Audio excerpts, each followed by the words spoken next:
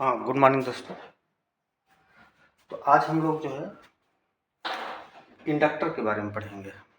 Inductor क्या होता है, चोक भी आप उसको, चोक या कॉइल भी उसको आप नाम देते हो कि। तो हमारा ये पैसिव कंपोनेंट का तीसरा जो है हमें पढ़ाने जा रहे हैं। आपका रेजिस्टेंस हो गया है और कैपेसिटर हो गया है, और आज इंडक्टर को हम खत्म करेंगे। फिर कल शायद ट्रांसफार्मर देखते हैं, ट्रांसफार्मर को वो करके फिर उसके बाद एक्टिव पर आ जाएंगे, एक्टिव कंपोनेंट्स पर। तो इंडक्टर्स क्या होते हैं, पहले तो मैं आपको इसको दिखा दूं, आप इसको ढंग से देख लो। ये है आपका इंडक्टर, ये है इंडक्टर, इसको इंडक्टर बोलते हैं। कंस्ट्रक्शन आप इसका देख ही रहे होंगे कि किसी कॉइल को, कंडक्टिंग मटेरियल को एक लपेट दिया गया, वाउंड कर दिया गया है। और वाउंड किस पर किया गया है, एयर पे भी हो सकता है, और सॉफ्ट आयरन पर भी हो सकता है, हार्ड आयरन भी हो सकता है। तो ये हमको इसको लपेटना है किसी जो है कंडक्टिंग मटेरियल पर।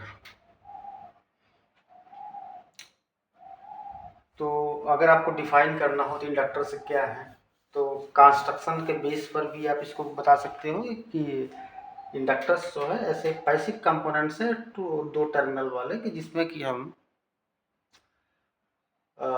किसी कंडक्टिंग वायर को वाउंड करते हैं अराउंड द फेराइट या एयर या किसी भी फेराइट रॉड, मतलब सॉफ्ट आयरन कोर। तो अब सबसे पहले तो हम इंडक्टर्स की देखें, हम इसको हम यूज कहाँ कहाँ करते हैं। इंडक्टेंस के बारे में थोड़ा सा मैं बता दूं कि इंडक्टेंस है क्या चीज। अगर इस चोक में या इंडक्टर में अगर इलेक्ट्रिक करंट फ्लो हो रही हो और उसमें सडनली कोई चेंज आता है, मतलब कि उसका मैग्नीट्यूड भी अगर चेंज हो जाए या डायरेक्शन चेंज हो जाए, तो क्या करता है, इसके अंदर एक ईएमएफ इंड्यूस हो जाता है, वोल्टेज इंड्यूस हो जाता है।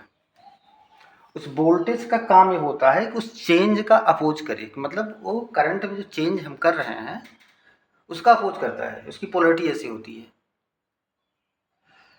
तो इसका बेसिक फंक्शन यही है कि मतलब अब इसमें एक वोल्टेज जनरेट हो गया, तो इंडक्टर का काम यह है कि चेंज ऑफ करंट का अपोज करना, जो कि इसके थ्रू अगर पास हम कर रहे हैं। तो एक कंटिन्यूस अगर कोई है, कांस्टेंट करंट है, तो उसमें कोई इसमें वोल्टेज इंड्यूस नहीं होगा। अगर उसमें चेंज आएगा तो इंड्यूस होगा, तो उसमें करंट, एक वोल्टेज इंड्यूस हो जाएगा, उसके थ्रू आप जो है करंट ले सकते हो। ट्रांसफार्मर भी इसी के उसमें आता है। इसकी एक जो प्रॉपर्टी है ये हम आपको निकाल कर दिखाएंगे। अगर इसमें वोल्टेज, अगर ये आपका करंट जा रहा है तो वोल्टेज इससे 90 डिग्री लीड करता है, मतलब वोल्टेज पहले होता है फिर करंट बाद में। ये आपका जो 90 डिग्री के यहाँ पर डिफरेंस आता है आइडियल केस में।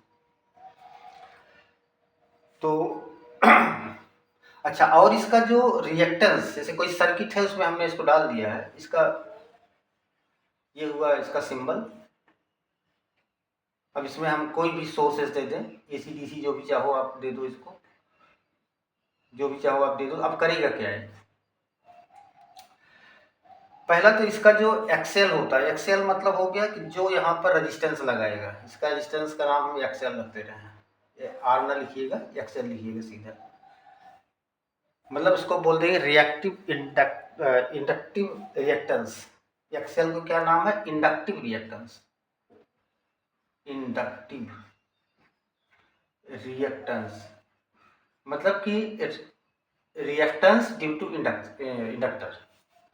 एक्सेल की जो वैल्यू होती है 2πfl होती है। 2π 2 है, पाई में 22/7। फ्रीक्वेंसी जो इसमें जा रही है, अगर आप एसी डीसी के लिए तो ऐसे हो गया, उसमें कोई फ्रीक्वेंसी नहीं होगी आइडियली, लेकिन एसी के लिए इसमें फ्रीक्वेंसी होगी। और एल जो है, जो वैल्यू है, इसको इंडक्टेंस की यूनिट है, इसको आप हेनरी में लिखते हो। हेनरी रॉबर्ट हेनरी नाम से है, तो इसको एस से लिखेंगे हम। तो जरा सा हम इसमें ये देखें कि एक्सेल जो इसमें आपका जा रहा है एसी या डीसी, वो करेगा क्या? अगर फ्रीक्वेंसी जीरो है, फ्रीक्वेंसी जीरो मतलब डीसी अगर जा रहा है, तो एक्सेल कितना हो गया आपका? जीरो हो गया। यानी कि ये डीसी को पास कर देगा, और एसी के लिए जो है उस पर जैसे जैसे एसी की फ्रीक्वेंसी बढ़ेगी वैसे वैसे जो है ये आपका एक्सेल की वैल्यू बढ़ेगी। इसका मतलब कि एसी बढ़ाने से क्या होगा, एसी में फ्रीक्वेंसी बढ़ाने से क्या होगा, इसमें इंडक्टिव रिएक्टेंस बढ़ जाएगा और वो अपोज करेगा। यानी कि ये एसी को रोकेगा और डीसी को पास कर देगा। तो फिल्टर में यही तो हमको ज़रूरत है। फिल्टर मतलब एसी और डीसी का कॉम्बिनेशन है कोई, तो उसमें जो है ये डीसी को जो है ये जाने दे रहा है और एसी को रोक रहा है, उस पर रिएक्टेंस लगा रहा है। तो दो चीज़ें इसमें ये हो गया कि एक तो आपका ये फेजर डायग्राम इसका आप इसको समझ लीजिएगा, और दूसरा जो है क्या है ये इसका जो है इंडक्टिव रिएक्टेंस क्या होगा 2πfl। अब इसका आप देखते होंगे जो ये आपका ट्यूबलाइट होती है उसमें चोक लगा रहता है, आप समझते होंगे चोक। तो इसके पीछे रीजन है कि जिस समय आपका उसके देखे होंगे उसमें अगर कोई ट्यूब को, यही आपका राड जिसको बोलते हो, पहले बहुत चलता था तो कम हो गया है धीरे धीरे, तो उसमें जो है करंट का फ्लो होता है, लेकिन करंट का फ्लो उसमें कोई वायर नहीं पड़ा हुआ है अंदर में, जो ट्यूबलाइट में। तो इस ट्यूबलाइट में अगर वायर नहीं पड़ा है, इसका मतलब कि अगर हमको हाई वोल्टेज से अगर हमको करंट को जनरेट ले जाना है, देखो करंट का जो जनरेशन मतलब जो इमिशन होता है इलेक्ट्रॉन का, ये दो तीन तरीके से। एक तो आप थर्मियानिक इमिशन होता है, गर्म कर दो इलेक्ट्रॉन निकलेंगे।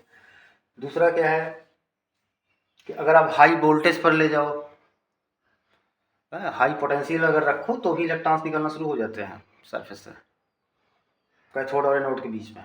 कैथोड से निकलेंगे इलेक्ट्रॉन्स, और तो ये जो इलेक्ट्रॉन को निकालने के लिए हमें क्या है, हाई वोल्टेज चाहिए होता है। हाई वोल्टेज में क्या है कि ये वहाँ चोक लगा देंगे, चोक लगा देंगे, एल की वैल्यू उसको बढ़ा देते हैं, एल की वैल्यू बढ़ा देंगे, फ्रीक्वेंसी है ही उसमें, तो हाई वोल्टेज जनरेट हो गया। हाई वोल्टेज जनरेट होने से मतलब क्या है कि अब वहाँ से करंट पास नहीं होगी, इसका मतलब कि वोल्टेज धीरे धीरे बढ़ता जाएगा। तो ये करीब 800-900 वोल्ट हो जाता है जिस समय जो है ये ट्यूबलाइट जलती है, बहुत हाई वोल्टेज हो जाता है। जो पहले पिक्चर ट्यूब आती थी उसमें टेलीविज़न में, उसमें भी यही था कि एक चोक लगा देते थे बहुत हाई कैपेसिटी का। तो ये अब करंट को फ्लो नहीं करने दे रहा है, इसका मतलब रोक दे रहा है। जैसे पानी बह रहा है, अगर आपने उस पर कोई मेड़ बना दिया, ऐसे कोई ऑब्स्टेकल बना दिया, तो क्या होगा कि पानी का वो बढ़ जाएगा, लेवल बढ़ जाएगा, मतलब यानी कि पोटेंशियल बढ़ गया, एनर्जी बढ़ गई उसकी। यही इसका काम है।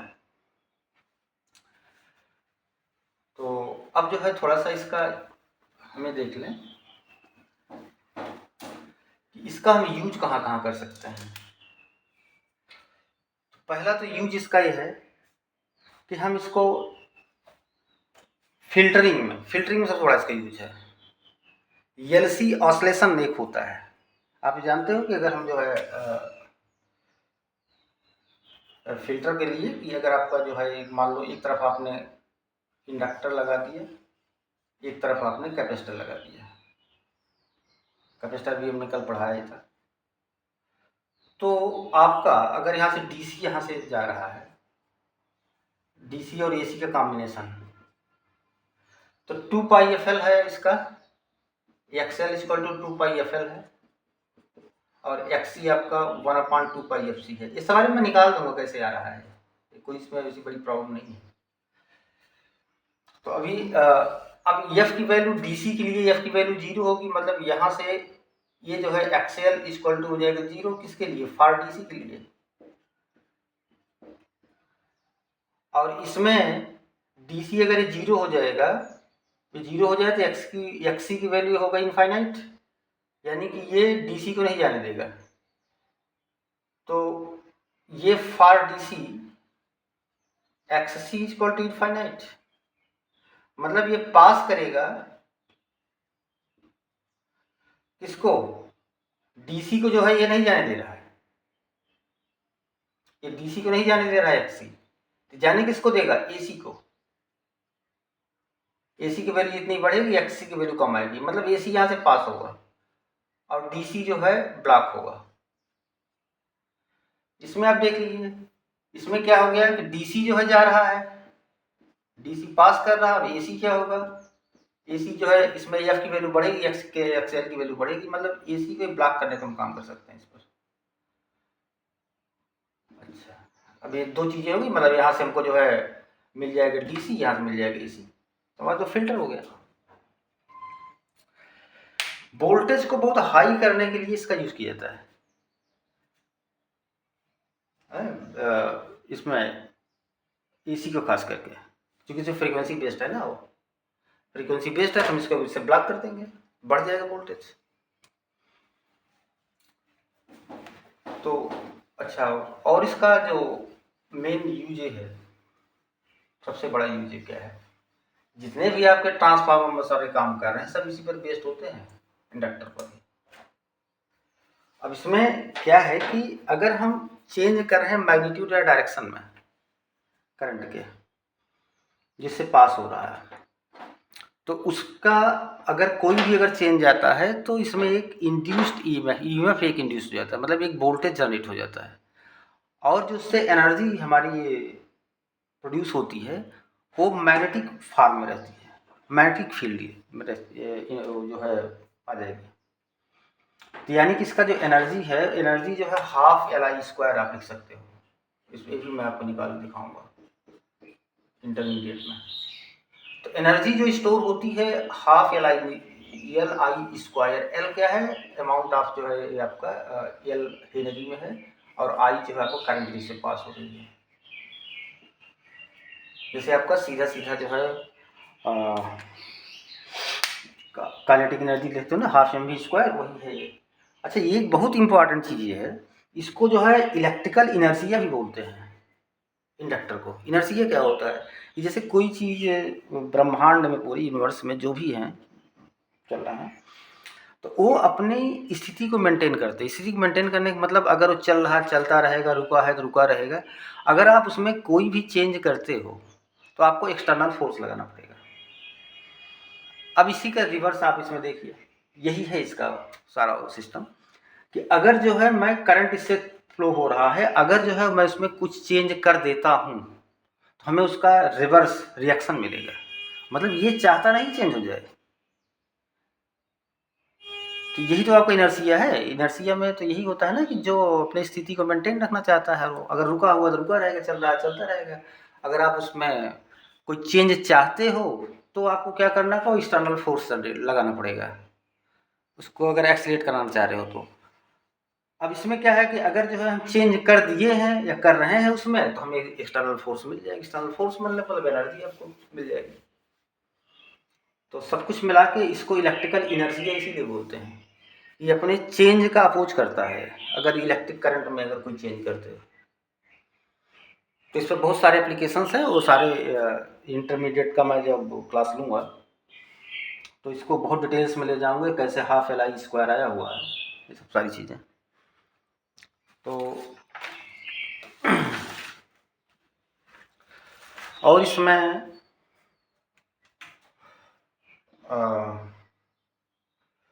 हमारे ख्याल से तो पूरा हो गया, एप्लीकेशन का भी हो गया कि हम इसमें इलेक्ट्रॉनिक सर्किट आप देखे ही होंगे कि जितने भी इलेक्ट्रॉनिक सर्किट होते हैं शायद ही कोई ऐसा बचा हो जिसमें ये न लगते हों। आप इस बाइस को फिर से देख लो, ये है इसमें जो है देखिए वायर है, ये बाउंड, इस पर बाउंड किया गया है, और इसमें तो 4 टर्मिनल है, मतलब 2 हम इनपुट देंगे, 2 से आउटपुट ले लेंगे। तो एज ए ट्रांसफार्मर तरह हम इसका यूज कर सकते हैं। ट्रांसफार्मर में यही होता है कि एक जो है जैसे जो जनरेट हुआ उसको जो है बगल को जो है वो ईएमएफ को हम उसको जो है वो ट्रांसमिट हो जाता है बाई एयर, तो उसको ले सकते हैं। और इसमें तो ज़्यादा कुछ है नहीं।